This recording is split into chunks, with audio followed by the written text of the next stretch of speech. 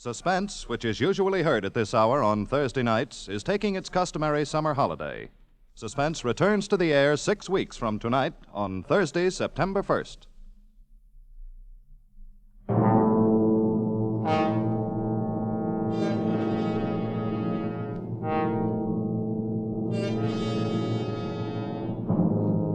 You are hanging by your fingertips on the sheer face of an icy cliff, suspended 1,000 feet above instant death, with your strength running out and with no chance for escape.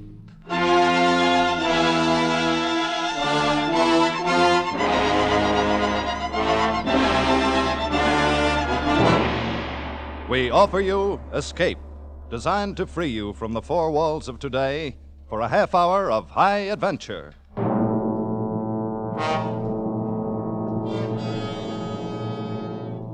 Tonight, we escape to the cold loneliness of a glacier high in the Swiss Alps, and to a man who learned much about death, as C.E. Montague tells it in his famous story, Action.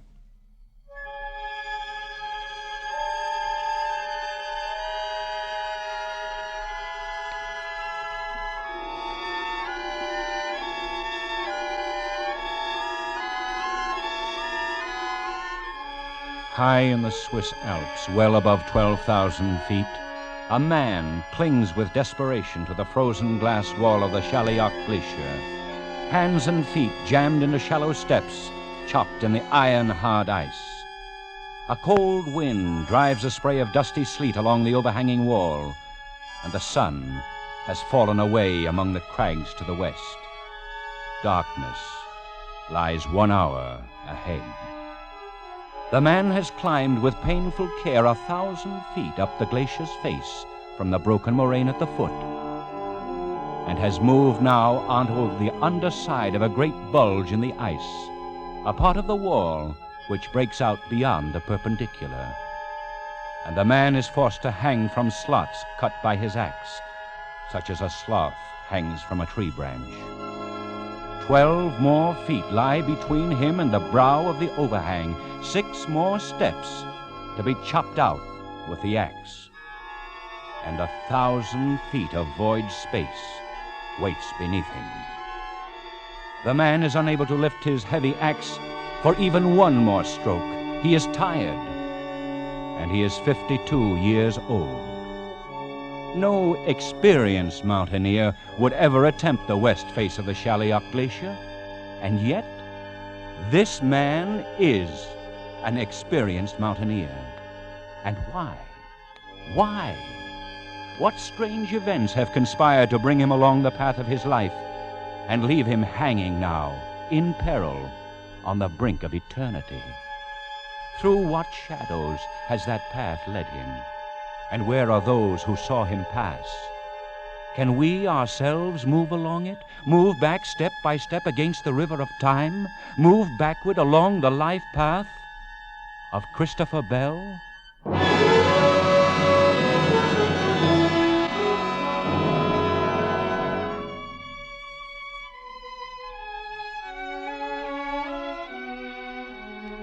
My name is Jean Vajour. I'm a guide for all the mountain trails on the Weisshorn and the Schalihorn. I talked with Mr. Bell this morning as he was leaving the village. Though, of course, at the time I did not know that was his name. The season is over, you understand. Winter will come in another week or two, and most all the visitors are gone. So, you see, I was very surprised to hear a stranger call out to me in English. Hello there. Which of these paths takes me to the foot of the Chaliot? The one on the left. But you will find no chimney there, sir. One arrives very soon at the glacier and can go no farther. Except, of course, to climb up it. The glacier? But that is impossible. It has never been done. Of course not. It's never been tried. There is not anyone who would be so foolish, monsieur. No, it isn't that. There are plenty of foolish people in the world. But even they hold on to their margin of safety.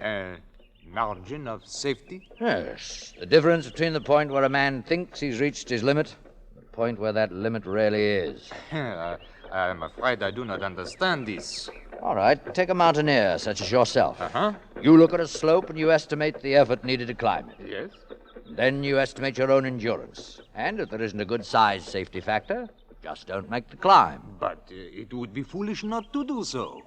I dare say. Oh, it's all tied up in the fear of death. You take that out of a man for 1 instant. There's no telling what he might be able to do, or what limit he might reach. Well, and how should a man lose that fear? He can't. He can't lose it. It has to be done for him, by things outside.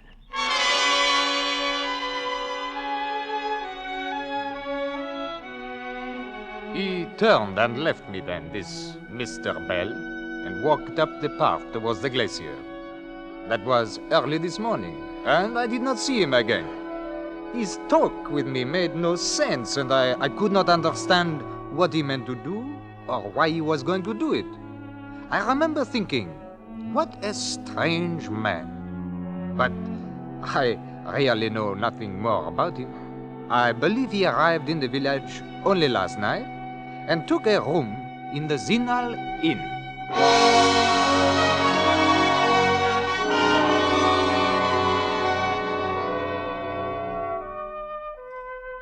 My name is Greta de Gaspar, and I am staying out the week here in Sinal to close up the inn for the winter. I have known Mr. Bell for the last 30 years.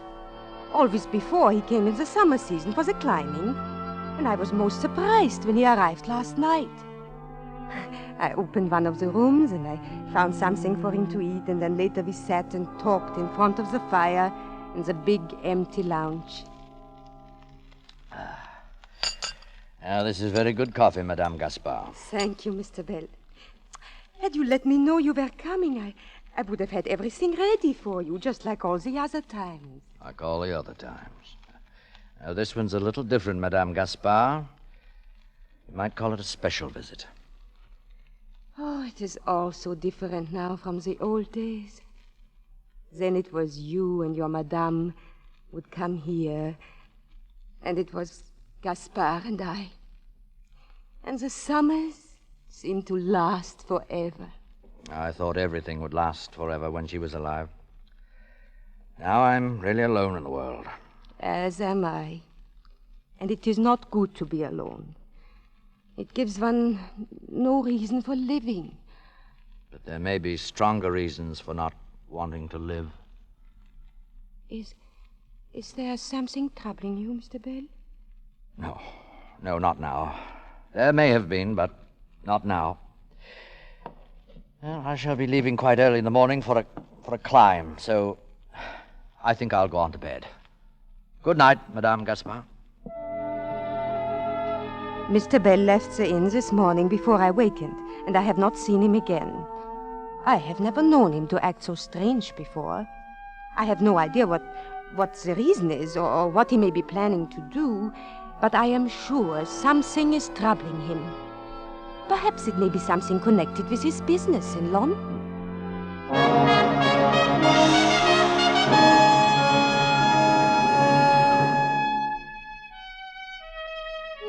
My name is Matthew Bruff. I've been chief clerk to Mr. Bell's London office over the past 25 years.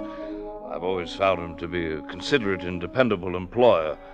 I've never noticed anything you might call unusual about him until one day, about 3 weeks ago. Mr. Bell entered the establishment a bit late, as I recall, and passed immediately into his own office without acknowledging my customary greeting. A little while afterward, he sent for me. Well, Matthew, where do we go from here? I can't say that I follow you, Mr. Bell. I mean, the company's on a steady footing, so if we use our heads at all, we don't stand much chance of losing anything. Yes, our position is quite secure. On the other hand, we can't expect to do any more growing. We're through expanding. From now on, it's merely a matter of operation. Most enviable conditions, sir. Is it? There's nothing more to look forward to, nothing more to work for. So, where do we go from here? Sir, Matthew, I'm putting you in charge of the business, turning it over to you effective this week. Mr. Bell, you can't possibly mean that. Oh, yes, I've just decided. But what are you going to do, sir? I'm taking a trip. I'm going to Switzerland, maybe do a little mountain climbing. Oh, well, then at least it's only temporary, just for whatever time you're gone. Yes, that's right. For whatever time I'm gone. Just for whatever time I'm gone.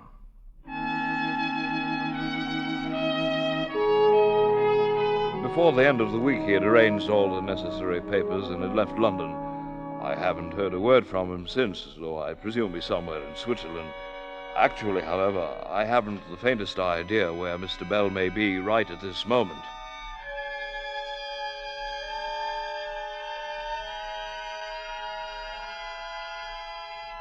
On the glacier, minutes pass, and the shadows grow longer from the jagged peaks to the west of the Shalliok, and reach out with dark fingers toward the man who clings to the icy wall.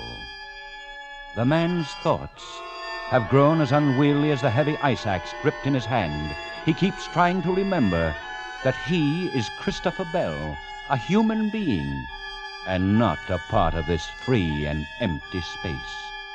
For he knows if he stops remembering that, he may forget all else too, and then let go.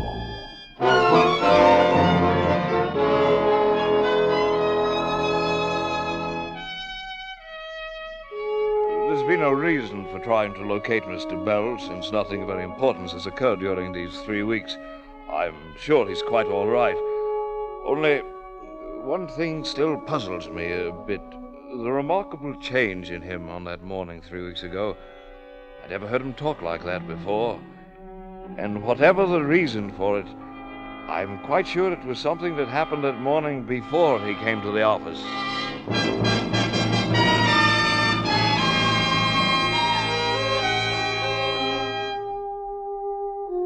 My name is John Uxford. I've been a conductor on the Westminster route for some 14 years now. And during all that time, Mr. Bell has been a daily passenger of mine on the early morning inbound run. As I recall it, the first time anything you might say, well, out of the way ever happened between us was one morning about 3 weeks ago. I saw Mr. Bell waiting at the usual place, so I signalled the driver to a stop. Good morning. Good morning, Mr. Bell. I'll be right there. Yeah, now let me come down and help you up, sir. No, I'll make it. If you'll just take my arm, Mr. Huxford. My arm, please. But I have taken it, Mr. Bell. Oh, yes, of course. I'm sorry. Here. Up we go. There we are, sir. Oh, thank you. I had a bit of a shock this morning. I'm quite all right now. Well, if it's all right now, then it's fine, I'd say. You take hold of that strap there now. Oh, yes, of course. Oh, just a moment. I have the fare here somewhere. Oh, yes, here you are. Thank you, sir. No, thank you. Well, I don't quite understand what you mean, sir. Mr. Huxford, have you ever had anyone take your arm and help you up a flight of steps? No, and I might say I hope the day never comes when I... I'm sorry, sir. Not at all. Thank you, Mr. Huxford. Thank you very much. I don't rightly know what was wrong with him, though it's certain that something was. As I haven't seen him for nearly 3 weeks now. I can't imagine what it might have been that happened to him that morning before he got on the bus.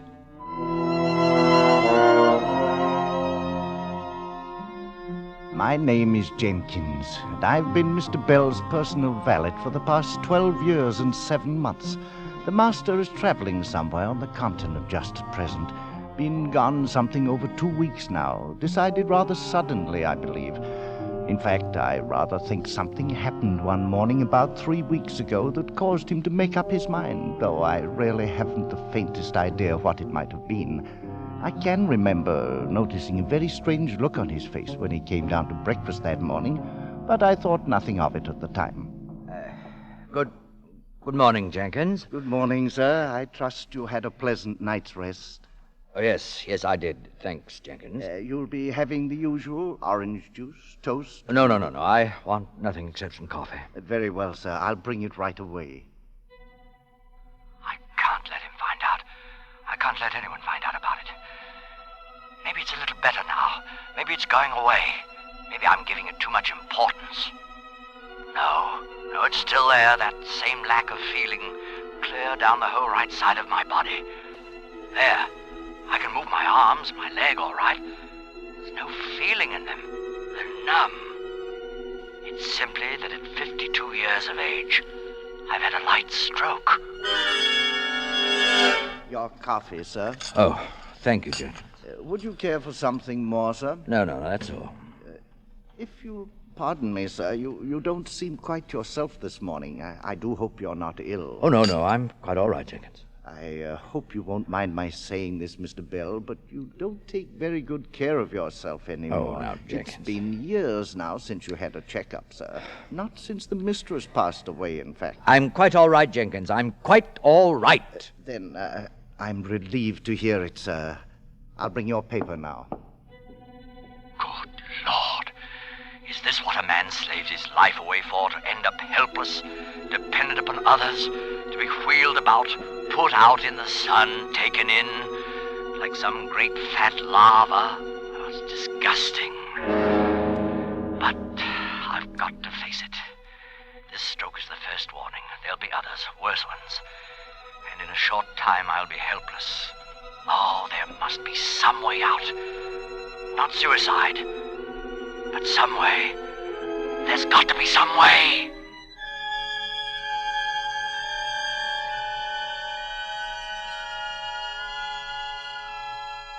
The icy wall hardens into cold, vitreous steel as the dusk-born shadows chill its surface. The merciless ice is beginning to freeze the cramped joints of the man's fingers now, and the heavy axe swings idly at his belt, tracing a fumbling pattern on the thin air of the void. How much longer now can he cling to those slots in the glacier's face? How much longer does he have to live? 30 seconds? A minute? What's the margin of safety now? And what does a man think of while his pulse beats slower and he waits to die? Strange how I'm able to go on hanging to this slope, clinging on to life, when I can't feel another ounce of strength left in me. I was right, dying isn't so bad, really. Not when it's like this. It's rather pleasant, in fact. It looks so soft down there, the shadows and the snow. And the wind. Perhaps I could let go and float out in the wind like an eagle, be blown along by it like drifting snow. The sun's gone now. It'll be full dark in a few minutes. Maybe I can hold on that long, till everything is dark, even the snow and the ice. Who knows? Perhaps I'll watch the sunrise tomorrow and set again. And even beyond... Oh, no. I can't last even one full minute longer. I'm through. I'm finished. I can't even last a half minute. Chips of ice sliding over the edge. Funny how a glacier sheds off that way. And I suppose the difference in temperature between day and... Wait. An ice axe. That was an axe. No other sound in the world like it. Fell from up above the overhang there. There must be somebody up there on the slopes, coming down from the top. There is. Wait, that's 5, 6, 7, 8, 9, 10. That's a mountaineer's call for help. Someone's dropped his axe and he's in trouble up there. It's right above this bulge. If I can only... No. Throat's too dry. Well, 6 more steps to cut to reach the edge there. All right. 6 more steps. Now, 5 more steps.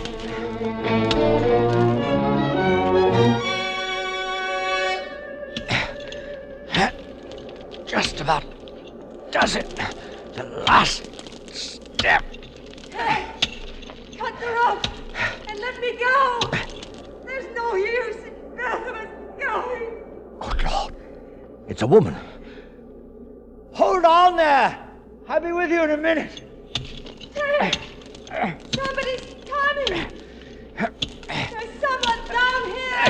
Now, over the edge. Take it easy there. Everything's going to be all right. Oh, thank heaven. I don't know where you came from, but thank heaven you're here. Here. Easy now. Let's get a step out for your feet here. I was just below the overhang there. Heard the fellow up above call out. He's got quite a voice on him. It's my husband. Oh, please, hurry. Easy now. Have a step out here in a second. You can put your feet on it. You get your breath. Then we'll tackle the slope. There now. That's it. I'll just scrape some of this ice away. Easy there. Oh, that's better, isn't it? Oh, yes. Oh. You're all right now. You just lean there. And when you feel like it, we'll go on up. Oh, my name is Christopher Bell, by the way. I'm Anna Gollin. Oh, thank you. I thought we were done. I was cutting steps down ahead in the slope, and I slipped and dropped my axe. The rope held me, but neither of us dared to move. Well, you're all right now. As soon as you rest a minute, we'll cut some more steps back up the slope. You know, you shouldn't have started down this way. You'd never have been able to pass that bulge. Yes, I can see that now. Of course, it's harder to tell when you're moving downslope. Yes, I suppose it is. You were coming up the slope, weren't you? Yes, I came up from the foot. Alone and without a rope, and you deliberately climb onto the underside of an overhanging wall. Let's just say we're both foolhardy. Is that what you call it? Well, if you've got your breath back now, suppose we start up the slope. Yes.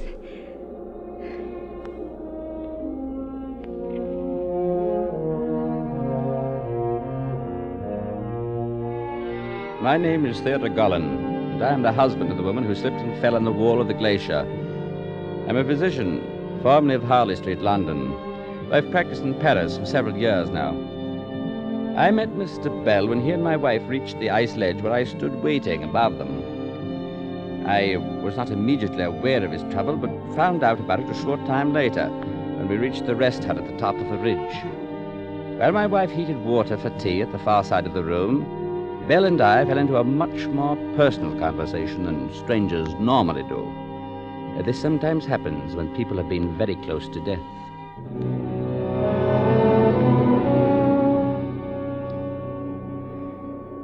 Well, at any rate, Dr. Gollin, you can see how it is. The life of an invalid doesn't seem very appealing to me. Tell me something, Mr. Bell. Yes? I gather you were pretty well done in when I called out there in the glacier. Couldn't lift a hand. Then how do you account for being able to chop 6 steps into that ice in a matter of some 5 minutes? I don't know exactly. I was through. I couldn't have lasted 30 seconds more. But when I realized somebody was in danger, I forgot about it. And this numbness, this lack of feeling in your right side, didn't bother you? No, I didn't notice. It isn't quite so bad even now. There's your answer, Mr. Bell. I don't believe I follow you. Action. When you were in action, working because you had a reason, living because you had to, because somebody was depending on you, then you were all right. Everything was back in its place again. Perhaps. But a man can't spend all his time climbing up a mountain. Oh, I don't mean physical action, movement. Call it incentive if you like. Maybe that's a better way to put it. Incentive, eh? It's the one top pressure that keeps life moving and growing. And it's what you need. Well, it's an interesting theory, Doctor. But it's only a theory, I'll have the tea ready in a moment. Anybody interested? I am, my dear. Lucky we brought it. If no one minds, I believe I'll have a turn outside while we're waiting. Be careful out there in the dark. The ridge breaks off pretty sharply here. Oh, I'll be careful. Dr. Gollin, if things were turned around, I wonder if it'd be any more than just a theory to you.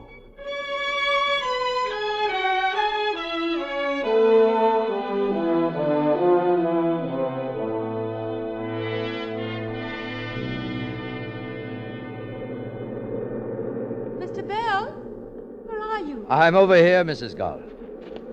Beautiful, isn't it? With the stars so clear and bright. Yes, Well, there won't be many more clear nights before the winter storms. It would be a shame to give it up, you and I. What do you mean?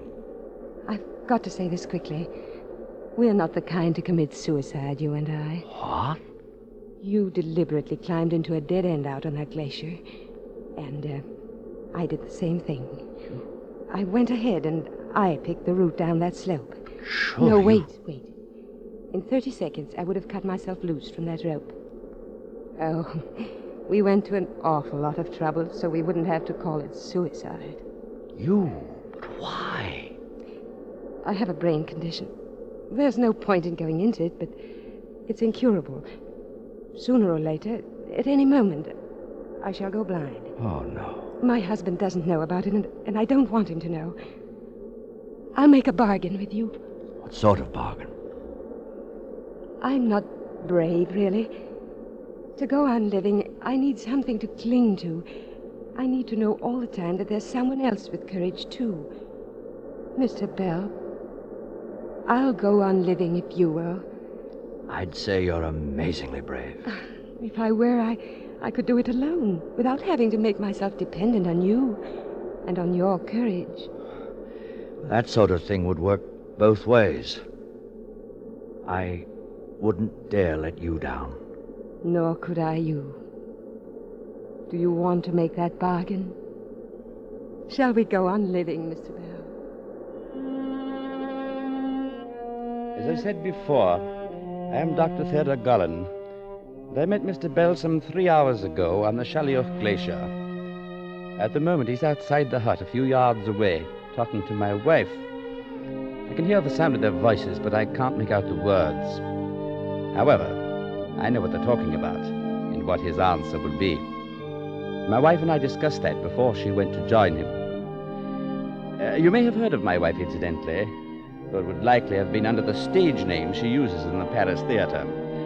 You see, she's quite a talented actress.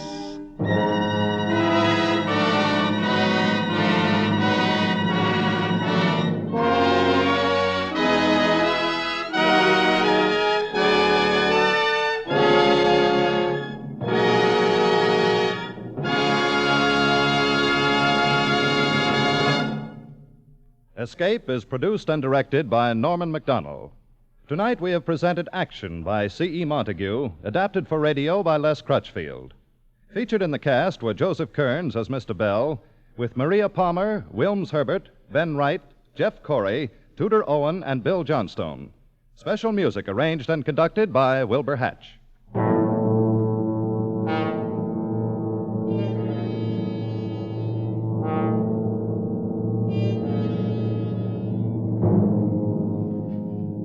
Next week, You are trapped in the native quarter of Mozambique, with the police closing in on you, while at your feet lie 2 dead men, and standing beside you is a sultry girl who offers you escape.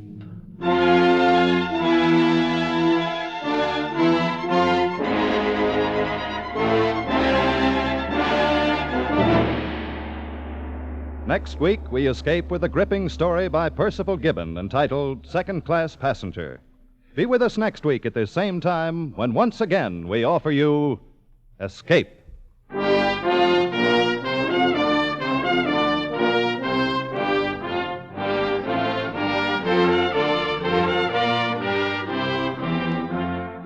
And now stay tuned for Casey, crime photographer, to hear the story of Durable Dennis.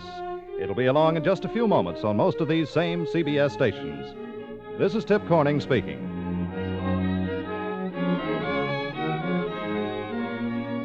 This is CBS, the Columbia Broadcasting System.